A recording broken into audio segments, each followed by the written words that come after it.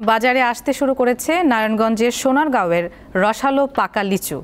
অতিরিক্ত খরার কারণে অন্যান্য বছরের তুলনায় এবার আগেই গাছগুলোতে লিচু পেকেছে।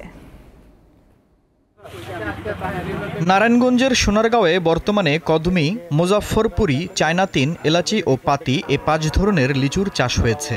তবে অন্যান্য লিচুর চেয়ে বর্তমানে কদমি লিচু চাষের প্রতি বেশি মনোযোগী চাষিরা। কোথাও একটু খালি জায়গা পেলে সেখানেই বাগান তৈরি করছেন তারা।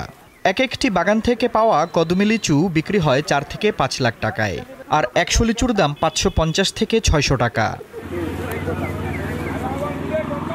দেশ বিদেশে আছে নারায়ণগঞ্জের সোনারগাঁওয়ের কদমি লিচুর সুনাম। চাষিরা জানান, এবছর দেশের আবহাওয়া লিচু চাষের উপযোগী হওয়ায় ভালো ফলন পাওয়া গেছে।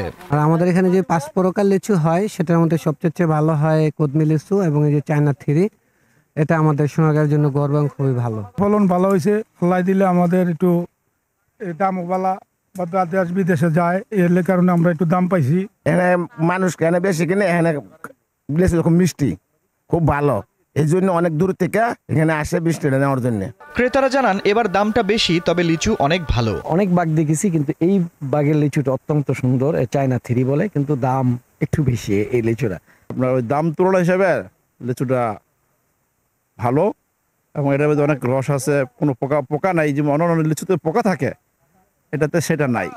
স্থানীয় কৃষি বিভাগ জানিয়েছে, এবছর ৭২০ টন লিচু হওয়ার সম্ভাবনা আছে। এইবার সোনারগাঁয়ের লিচুর দাম আশা করি কৃষকরা খুবই ভালো পাবে। ফলন হয়েছে ৭২০ মেট্রিক টনের মতো, এবং যার বাজার মূল্য আলোচনা করে বা কৃষকদের সাথে কথা বলে জানা গেছে প্রায় ৭ কোটি টাকার সমপরিমাণ। এবার সোনারগাঁওয়ের ৮৫টি গ্রামের ১০৭ হেক্টর জমিতে লিচু চাষ হয়েছে। দীপ্ত বার্তা কক্ষ।